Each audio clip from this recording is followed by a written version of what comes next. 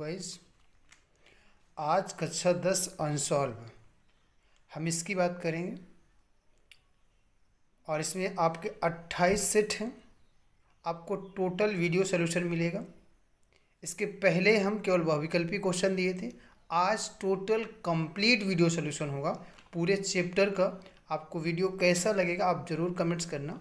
अभी हम बुक के माध्यम से सॉल्व करके आपको दे रहे हैं। इसके बाद हम बोर्ड पे आके भी सॉल्व करेंगे क्वेश्चन। तो चलते हैं कक्षा 10 विज्ञान अनसॉल्व पेपर। लेटेस्ट पैटर्न जो 2024 का है उसका हल सहित व्याख्या हमें करना है। इसमें केवल क्वेश्चन पेपर है। तो हम सेट नंबर पहला, ये आपका विज्ञान माध्यमिक शिक्षा परिषद उत्तर प्रदेश द्वारा आयोजित परीक्षा प्रश्न पत्र विज्ञान 2023 में सेट नंबर 1 824 EJ पूर्णांक आपका 70 है। अगर हमारे डेली वीडियो देखेंगे तो हम गारंटी लेते हैं कि आपके 70 में 70 मार्क्स आएंगे। समय 3 घंटे 15 मिनट है। हम सीधा क्वेश्चन पे आके बात करते हैं। आपके ये बहुविकल्पी क्वेश्चन हम करा चुके हैं, फिर भी 2 मिनट में सभी 20 क्वेश्चन को करने के बाद हम अगले क्वेश्चन पे आएंगे। देखिएगा, किसी वस्तु का अवतल दर्पण द्वारा बना प्रतिबिंब आभासी, सीधा एवं वस्तु से बड़ा पाया जाता है।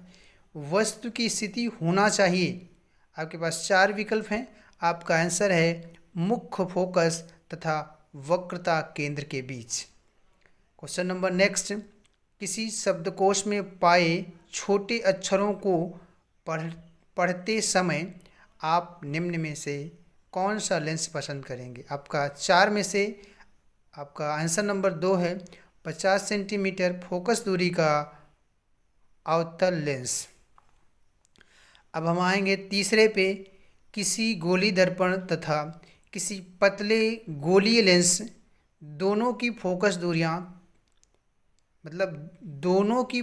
दूरियां प्रत्येक -15 सेंटीमीटर दर्पण तथा लेंस संभव है। आपका आंसर आएगा दर्पण अवतल होगा और लेंस उत्तल होगा।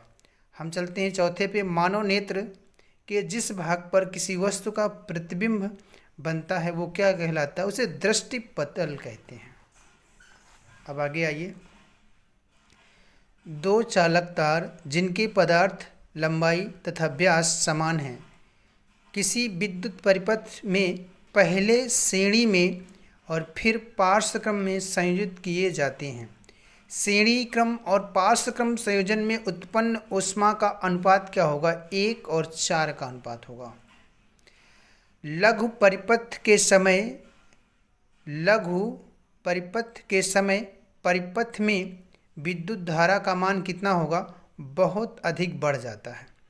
आपका विकल्प नंबर 6 का सी नंबर है, बहुत अधिक बढ़ जाता है। ये क्वेश्चन रिपीटेड है। इसके पहले 2011 में आया था या 19 में आया था बोर्ड एग्जाम पे। विद्युत धारा उत्पन्न करने की युक्ति को हम क्या कहते हैं, जनित्र कहते हैं। जिसमें भी विद्युत धारा उत्पन्न होगी वो युक्ति जो होगी वो जनित्र कहलाएगी। क्वेश्चन नंबर 8 है, एंटीमनी है उपधातु। क्या है ये, उपधातु। विकल्प नंबर सी। लेड नाइट्रेट का रासायनिक सूत्र है PbNO3 का होल 2s। निम्न में से असंतृप्त हाइड्रोकार्बन है C2H4। असंतृप्त हाइड्रोकार्बन प्रोपेनॉल में क्रियात्मक समूह है, ये सी नंबर सही है। प्रोपेनॉल में क्रियात्मक समूह आपका इसका बी ऑप्शन सही है। अब चलते हैं अगले पेज पे। देखिएगा, क्वेश्चन नंबर 12, एसिटिक अम्ल का IUPAC नाम क्या होगा, एथेनोइक अम्ल। 13 नंबर, एक तत्व के क्लोराइड का सूत्र MgMCl2 है, उसके ऑक्साइड का सूत्र का होगा MO होगा। उपभाग 3, ठीक है, मतलब जीव विज्ञान के क्वेश्चन।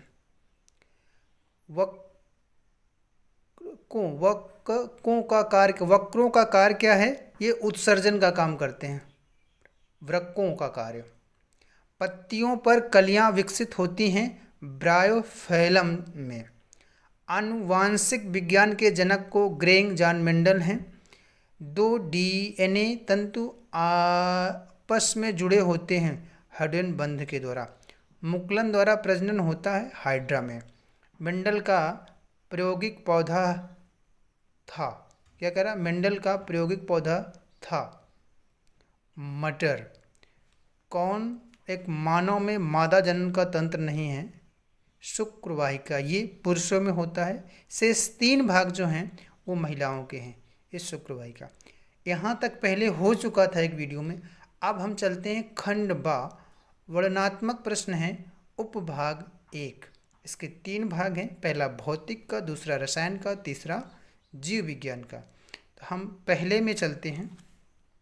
देखिएगा क्वेश्चन, किरण आरेख का उपयोग करके अवतल दर्पण द्वारा बने प्रतिबिंब की स्थिति और प्रकृति लिखिए। कौन सा नंबर? 1 नंबर वक्रता केंद्र और फोकस के बीच होना चाहिए। नंबर 2 ध्रुव और फोकस के बीच होना चाहिए। देखिएगा हमारा ये वीडियो सोल्यूशन है। पहला अवतल दर्पण की बात कर रहे थे, तो पहले में ए नंबर था वक्रता केंद्र और फोकस के बीच। तो ये आपका चित्र बनेगा। वक्रता केंद्र, ये आपका वक्रता केंद्र है और ये आपका फोकस है। वक्रता केंद्र और फोकस के बीच आपकी वस्तु होगी, ये वस्तु है। ध्यान दीजिएगा, ये आपका वक्रता केंद्र सी है और ये एफ आपका फोकस है। इसके बीच आपकी वस्तु ये है। तो आपका जो प्रतिबिंब होगा वो ये बन रहा। देखिए ये आपका प्रतिबिंब है। प्रतिबिंब की स्थिति क्या होगा? प्रतिबिंब की स्थिति जो होगी वक्रता केंद्र सी और अनंत के बीच होगी। ये देखिए, ये आपका प्रतिबिंब है और इस साइड अनंत है। इसके बीच में आपके प्रतिबिंब है। प्रतिबिंब की प्रकृति कैसी होती? वस्तु से बड़ा, वास्तविक उल्टा और वस्तु की ओर होगा। दूसरा नंबर था ध्रुव और फोकस के बीच। क्या कह रहा? ध्रुव और फोकस के बीच। तो ये मालूम है ये प्रतिबिंब पीछे बनेगा। आपका ध्रुव ये है और आपका ये एफ फोकस है। इसके बीच आपकी वस्तु है, ये रखी हुई है, ये आपकी वस्तु है। तो इसका जो प्रतिबिंब बनेगा पीछे बनेगा। ये देखिए, ये आपका ध्रुव है, इसके पीछे आपका प्रतिबिंब बन रहा। तो प्रतिबिंब की स्थिति होगी दर्पण के पीछे। प्रतिबिंब की प्रकृति होगी आभासी, सीधा, वस्तु से बड़ा। ठीक, हम चलते हैं अब क्वेश्चन नंबर नेक्स्ट पे। क्वेश्चन नंबर 2 देखिएगा। ये है 5.0 सेंटीमीटर लंबाई की कोई वस्तु 30 सेंटीमीटर त्रिज्या के किसी दर्पण के सामने 20 सेंटीमीटर दूरी पर रखी गई है। प्रतिबिंब की स्थिति, प्रकृति तथा आकार ज्ञात कीजिए। ये आपका क्वेश्चन है, एक बार और पढ़ सकते हैं। 5.0 सेंटीमीटर लंबाई की कोई वस्तु 30 सेंटीमीटर वक्रता त्रिज्या के किसी दर्पण के सामने 20 सेंटीमीटर दूरी पर रखी गई है। प्रतिबिंब की स्थिति, प्रकृति तथा आकार ज्ञात करना है। हम चलते हैं इसके सॉल्यूशन में।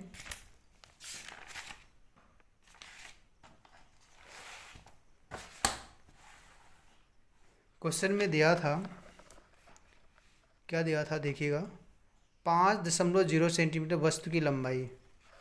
तो वस्तु की लंबाई क्या थी? u का मान क्या था? देख नहीं रहा गया। वस्तु की लंबाई -5 सेंटीमीटर। आपकी वक्रता त्रिज्या उसमें दी गई है 30 सेंटीमीटर। फोकस दूरी होगी वक्रता त्रिज्या का आधा, 30/2 करेंगे तो ये 15 सेंटीमीटर आएगा। और बिंब की लंबाई उसमें दी गई है 5.0 सेंटीमीटर। बिंब की लंबाई जिसे h बोलते हैं। बिंब की दर्पण से दूरी जिसे u बोलते हैं, ये -20 सेंटीमीटर दिया गया है। ये कुछ नहीं है ऊपर वाला।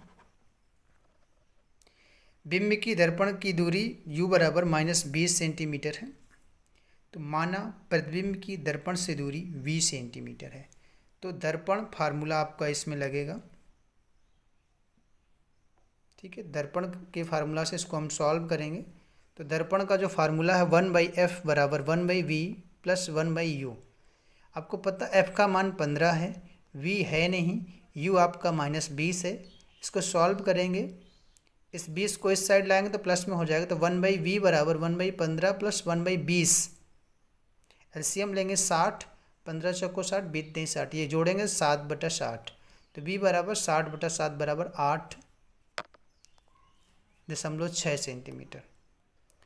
उसमें आवर्धन की बात किया था, तो आवर्धन का फार्मूला m बराबर होता है HI बराबर H0 बराबर -v/u। ये आवर्धन का है। HI/5 बराबर -60/7 और -20 सेंटीमीटर। तो HI आपको ज्ञात करना है। माइनस का देखो, माइनस का माइनस कट जाएगा, 60/7 इंटू 5/20 सॉल्व करेंगे तो 15/7 बराबर 2.14 सेंटीमीटर आएगा। आप इसको मान रखने के बाद, वैल्यू रखने के बाद आप सॉल्व कर सकते हैं। जो H/I/5 है, इसका इस साइड इंटू हो जाएगा, तो ये माइनस से माइनस आपका कट जाएगा, 60/7 और ये आपका 20 है, साथ में 20 का गुणा होगा इंटू, और ये आपका 5 है। काटेंगे 2.14 आएगा। अतः प्रतिबिंब दर्पण से 8.6 सेंटीमीटर की दूरी पर, ये ऊपर निकाले थे 8.6 दूरी पर, दर्पण के पीछे सीधा तथा आभासी और ऊंचाई 2.4, ये आपकी ऊंचाई इतना बनेगा। अब चलते हैं इसके क्वेश्चन नंबर 3 पे। देखिएगा, ये आपका क्वेश्चन नंबर 3 है।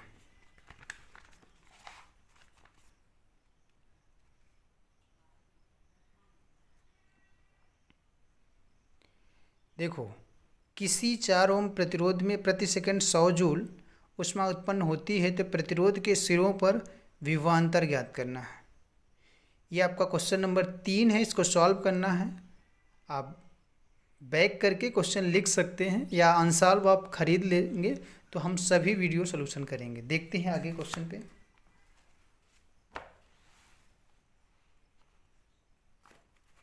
देखो, इसमें दिया क्या क्या है। H का मान 100 जूल, R का मान 4 ओम, T का मान 1 सेकेंड, V आपको ज्ञात करना है। हम जानते हैं, फार्मूला है, पढ़ाया गया होगा, H बराबर I² RT। I ज्ञात करना है, I भी नहीं पता। I² बराबर निकलेगा H/RT। तो I बराबर ये रूट में हो जाएगा। H का मान आपका 100 जूल है, R का मान 4 ओम है और T का मान 1 है। तो 4 को 100 से काटेंगे तो 25 आएगा, रूट में 25, और रूट से बाहर निकलेगा 5 एम्पियर निकलेगा। आपको पता, प्रतिरोध के सिरों पर विभवांतर V बराबर IR होता है। I का मान 5 और R का मान 4, ये गुणा करेंगे 20 हो जाएगा। तो ये आपका क्वेश्चन सॉल्व हो गया। बहुत इजी था। विभवांतर ज्ञात करना था। सबसे पहले हमने धारा ज्ञात किया, I का मान, और फिर ओम के नियम में रख के हमने V निकाला। अब क्वेश्चन नंबर 4 में आते हैं। देखिएगा क्वेश्चन नंबर 4।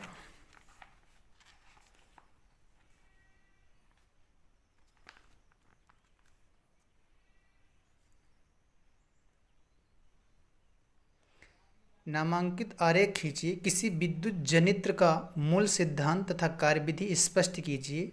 इसमें बुशों का कार्य क्या है, ये आपका है। अथवा में इसी में एक क्वेश्चन दिया गया है, आपको एक ही करना है। ये देखिएगा,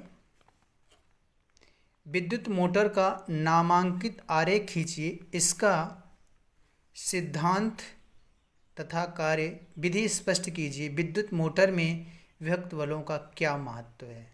अथवा में दिया है, ये हर साल आता है, तो ध्यान देना। हम दोनों सॉल्व कर चुके हैं, एक ही करना है आप। आइए चलते हैं।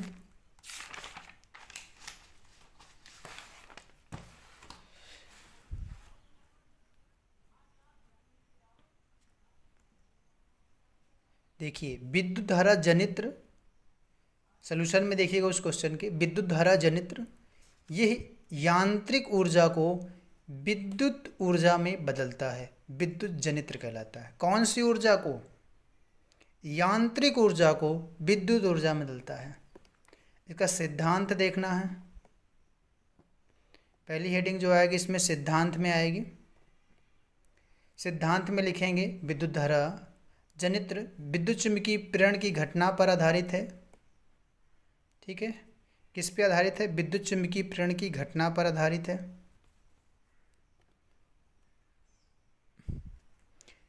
जब किसी बंद कुंडली को चुंबकीय क्षेत्र में तेजी से घुमाया जाता है तब चुंबकीय बल उत्पन्न होता है।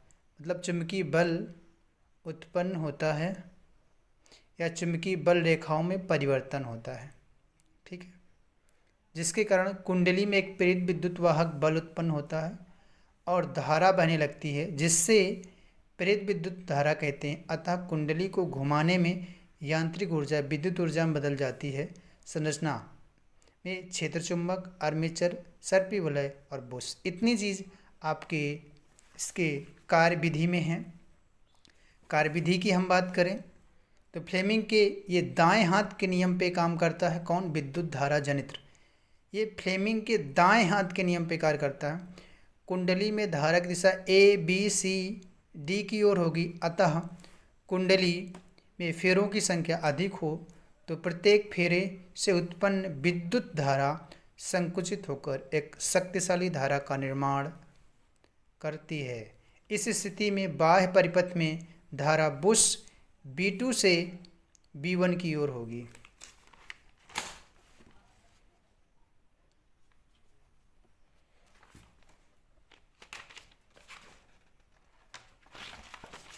देखिएगा इसका चित्र, सबसे पहले आपको चित्र बनाना था, हमने ध्यान नहीं दिया। ये आपका विद्युत धारा जनित्र का चित्र है।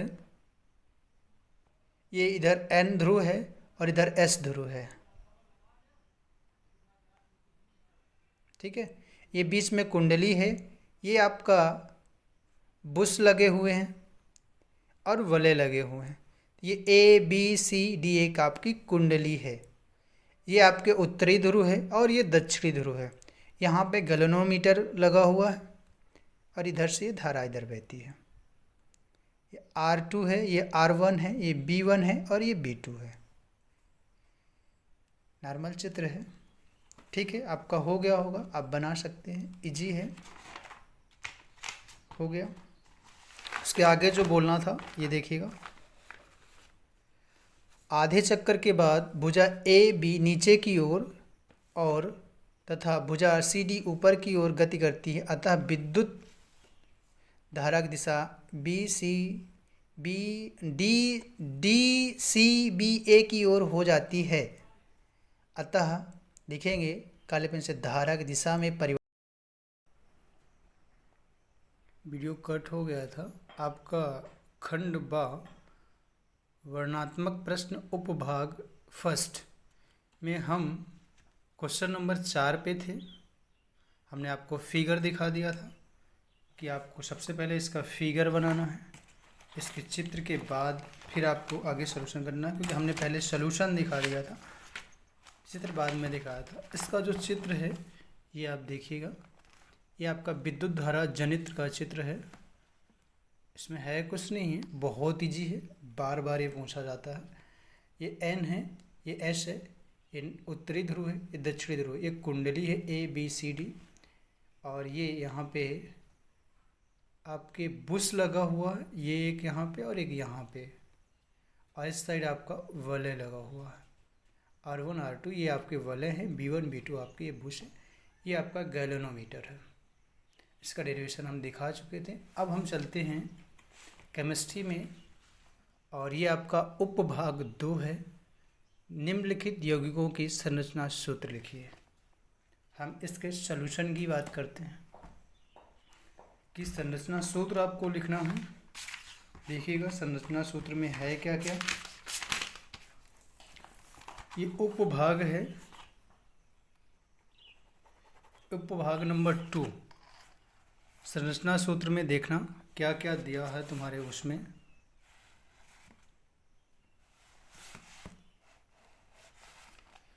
मेथेनॉल दिया है। मेथेनॉल का फार्मूला ये है CH single bond C double bond O single bond H। इसके बाद प्रोपाइन है CH3 सिंगल बॉन्ड C और ट्रिपल बॉन्ड CH। ये प्रोपाइन का संरचना सूत्र है। ऊपर मेथेनॉल का संरचना सूत्र है और ये पेंटोन 3 का संरचना सूत्र है CH3 CH2 single bond C और double bond O single bond CH2 और सिंगल बॉन्ड CH3। ये आपका पेंटेन 3 है। जिस ओर से क्रियात्मक समूह पास होता है हम इसकी काउंटिंग उधर से करते हैं। 1 2, तीसरे स्थान पे 1 2 3, किसी भी साइड से करेंगे तो क्रियात्मक समूह तीसरे स्थान पे ही आएगा, पेंटोन 3। अगला है ब्यूटेन 2, इसका है CH3 single bond CH2 C single bond C double bond O C CH3। ये ब्यूटेन 2 का है। अब चलते हैं क्वेश्चन नंबर अगला। कुछ तत्वों के परमाणु क्रमांक नीचे दिए गए हैं 17 12 17 18 20। इनका नाम बताना है। 12 मैग्नीशियम और 17 क्लोरीन, 18 आर्गन और C20 जो है वो कैल्शियम का है। ये इनके नाम हैं। आवर्त सारणी में इनकी संख्या बतानी है, बट ये आपका इस बार बोर्ड से हट गया है। ठीक है, अब हम क्वेश्चन नंबर अगले में चलते हैं। निम्नलिखित अभिक्रियाओं में प्रत्येक के लिए संतुलित रासायनिक समीकरण लिखिए। ये आपके रिएक्शन दिए गए हैं, इनको संतुलित करना है। तो हम आइए चलते हैं संतुलित समीकरण पे। देखिएगा, पहला है sodium sulphate plus barium chloride. Barium chloride और आगे एरो का निशान है बेरियम सल्फेट और प्लस डॉट डॉट दिया गया है आपके क्वेश्चन में। यहाँ पे क्या आएगा तो आप यहाँ लिखेंगे सोडियम क्लोराइड आएगा। अगर इसकी संरचना सूत्र की बात करेंगे, ये तो आपका क्वेश्चन में दिया गया था, हम ये स्टार सॉल्यूशन करा रहे हैं। सोडियम सल्फेट का Na2SO4 और BaCl2 बेरियम क्लोराइड जब बनेगा तो बेरियम सल्फेट और plus 2NaCl sodium chloride. Next number पे आएंगे मर्क्यूरिक ऑक्साइड, ऊष्मा के साथ गर्म करेंगे तो मरकरी और प्लस ऑक्सीजन बनेगा। अगला में देखना जिंक प्लस सल्फ्यूरिक लम्ब, ये बनेगा जिंक सल्फेट प्लस ऑक्सीजन बनेगा। फार्मूला Zn है, सल्फ्यूरिक का H2SO4 ZnSO4 प्लस O2। अगला देखिएगा आयरन प्लस कॉपर सल्फेट, इसका जो बनेगा फेरस सल्फेट और कॉपर, फेरस सल्फेट और कॉपर। तो यहाँ पे कॉपर आएगा Fe plus CuSO4 FeSO4 plus CO। आगे देखना कैल्शियम कार्बोनेट, ये बनेगा calcium oxide plus carbon dioxide CaCO3 और CaO प्लस CO2।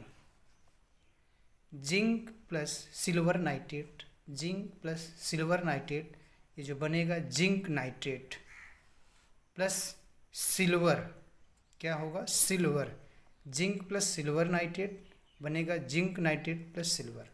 ये आपका क्वेश्चन नंबर 7 का पूरा संतुलित समीकरण था, आपका हो गया है। अब हम अगले में चलते हैं। देखिएगा, अब इसमें है नहीं कुछ, अथवा में दिया गया है, हमने इसको करा दिया है। ये अथवा में है तो दो में से आपको एक ही खंड करना था। ठीक है, ये कंप्लीट हो चुका आपका केमिस्ट्री। अगर आपको ये करना है तो इसका वीडियो सोल्यूशन हम बाद में दे देंगे। हाइड्रोकार्बन के दहन प्रक्रिया, कार्बनिक यौगिक की प्रतिस्थापन अभिक्रिया और हाइड्रोजनीकरण, हम इनका एक सोल्यूशन दे देंगे, बट हम आपका ऊपर हो चुका है, ये अथवा में है इसका। आप चलते उपभाग नंबर 3 जो जीव विज्ञान का है। क्वेश्चन है ऑक्सी और अनऑक्सी शोषण में कोई दो अंतर दीजिए, उपभाग का पहला नंबर। ठीक है, क्वेश्चन नंबर 8वां था।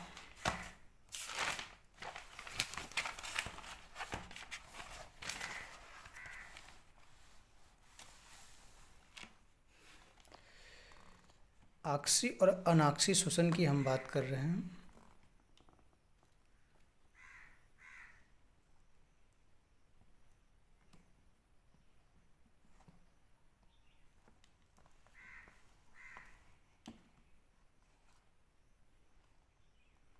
देखिएगा, ऑक्सी शोषण और अनाक्सी शोषण अलग अलग करेंगे और बीच से एक स्केल खींचेंगे, क्योंकि आपको इसमें अंतर लिखना है, डिफरेंट लिखना है। तो ये 20 से कर देंगे, केवल 2 लिखना था, हमने 4 कर दिया है। देखिएगा, ऑक्सीजन में ये ऑक्सीजन की उपस्थिति में होता है, जबकि अनाक्सी ये ऑक्सीजन की उपस्थिति में नहीं होता है। ऑक्सीजन जो है दूसरा नंबर क्रियाधार ग्लूकोज, क्रियाधार ग्लूकोज C6H12O6 पूर्णतः CO2 तथा H2O में ऑक्सीकृत हो जाता है, जबकि ये ग्लूकोज अपूर्णतः एथेनॉल या लैक्टिक अम्ल तथा CO2 में ऑक्सीकृत होता है। अधिक मात्रा में ऊर्जा मुक्त होती है। तीसरा नंबर है ऑक्सीजन में, इसमें कम मात्रा में ऊर्जा मुक्त होती है। इधर देखिए, ये कोशिका द्रव्य तथा माइटोकॉन्ड्रिया में होती है। कौन? ऑक्सीजन कोशिका और माइटोकॉन्ड्रिया में, जबकि अनॉक्सीजन ये केवल कोशिका द्रव्य में होती है। ये आपका हो चुका है इसका। अब अगले क्वेश्चन पे आते हैं। अगला क्वेश्चन है लसिका और रुधिर में 2 अंतर लिखिए। लसिका और रुधिर में 2 अंतर लिखिए। एक तरफ लसिका लिखेंगे, एक तरफ रुधिर लिखेंगे। तो हमने इसमें 8 अंतर लिखा है, जबकि बोर्ड में आपको 2 ही मांगा था। लसिका छना हुआ रुधिर है। लसिका में जो होता है वो छना हुआ रुधिर है, जबकि रुधिर ये सामान्य तरल संयोजी होता है। लसिका जो हो ये रंगहीन तरल ऊतक है।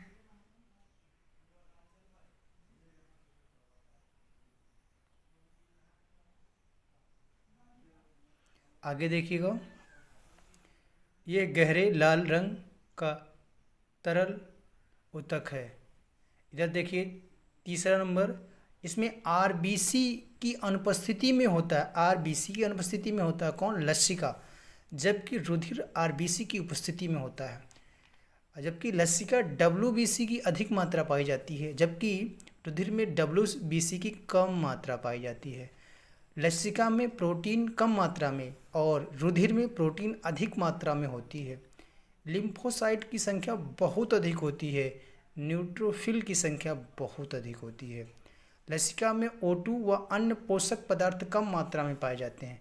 रुधिर में O2 तथा अन्य पोषक पदार्थ अधिक मात्रा में। लसिका में CO2 तथा उत्सर्जी पदार्थ अधिक मात्रा में होते हैं। रुधिर में CO2 तथा उत्सर्जी पदार्थों की मात्रा समान होती है। ये अंतर थे, आपको 2 लिखना था, हमने 7 अंतर दे दिया। अब आगे आइए।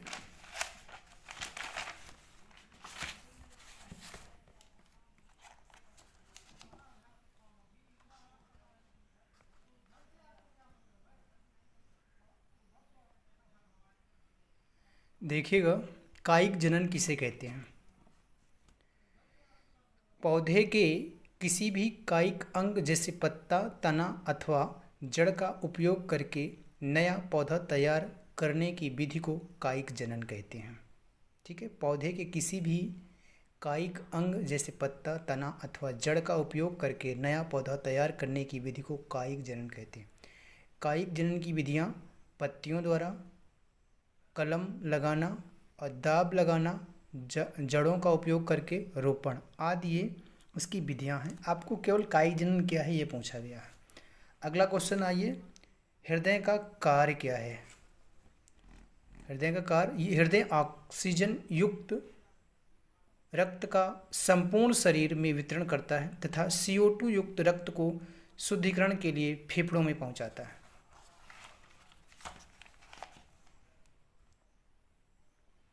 अगला क्वेश्चन नंबर 9, इसके बाद 102 और बचेंगे। रसायन संश्लेषण क्या होता है? इसके भाग लेने वाले कोई 3 जीवाणुओं के नाम तथा कार्य लिखिए। देखिएगा, रसायन संश्लेषण, ठीक है, रसायन संश्लेषण ये जीवाणुओं तथा अन्य जीवधारियों में पाया जाता है। इसमें अकार्बनिक रासायनिक अभिक्रियाओं से प्राप्त ऊर्जा का भोजन निर्माण में प्रयोग किया जाता है। सभी रासायनिक संश्लेषण जीवधारी रासायनिक अभिक्रियाओं से प्राप्त ऊर्जा का उपयोग शर्करा के निर्माण में करते हैं, लेकिन विभिन्न जीवधारियों विभिन्न भागों का अनुसरण करते हैं। रसायन संश्लेषण गहरे समुद्रों में जलीय उद्गम तथा मेथेन रिसाव स्थलों पर पाया जाता है, जहां सूर्य का प्रकाश अनुपस्थित होता है। रसायन संश्लेषी जीवों के उदाहरण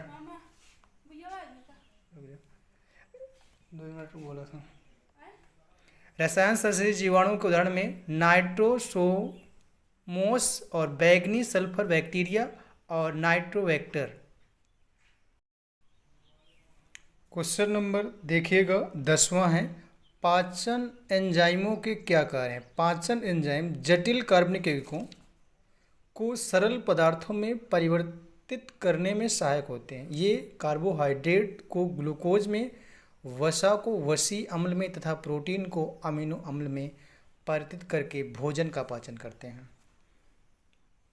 अब आगे देखिएगा, निम्न में संक्षिप्त टिप्पणी लिखिए। डार्विनवाद या लैमार्कवाद।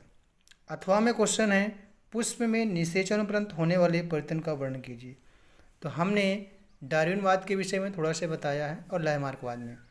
डार्विनवाद के अनुसार प्राणी को अपने वातावरण के अनुकूल जीवित रहते हैं और संतति को उत्पन्न करते हैं।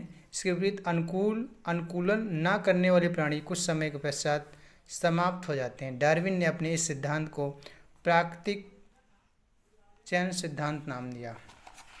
अब आइए लैमार्क प्रथम ऐसे व्यक्ति थे जिसने विकास को विस्तार पूर्वक समझाया, से हम लैमार्कवाद के नाम से जानते हैं। अपने सिद्धांत का उल्लेख उन्होंने अपनी पुस्तक फिलॉसफी जूलॉजिक में किया, जिसमें लैमार्किज्म अथवा लैमार्कवाद अथवा उपार्जित लक्षणों के वंशागति के सिद्धांत के नाम से जानते हैं। यह आपका लैमार्कवाद था। यह आपका वीडियो कंप्लीट हुआ। आज ये आपका पूरा कंप्लीट वीडियो है और अगला भी जब आएगा तो पूरा कंप्लीट वीडियो आएगा। बहुत ही कम समय में पूरा सलूशन पहली बार यूट्यूब में हुआ होगा। वीडियो कैसा लगा कमेंट्स करें, और प्रॉपर आप वीडियो देखेंगे तो श्योर है आपके नंबर अच्छे आएंगे।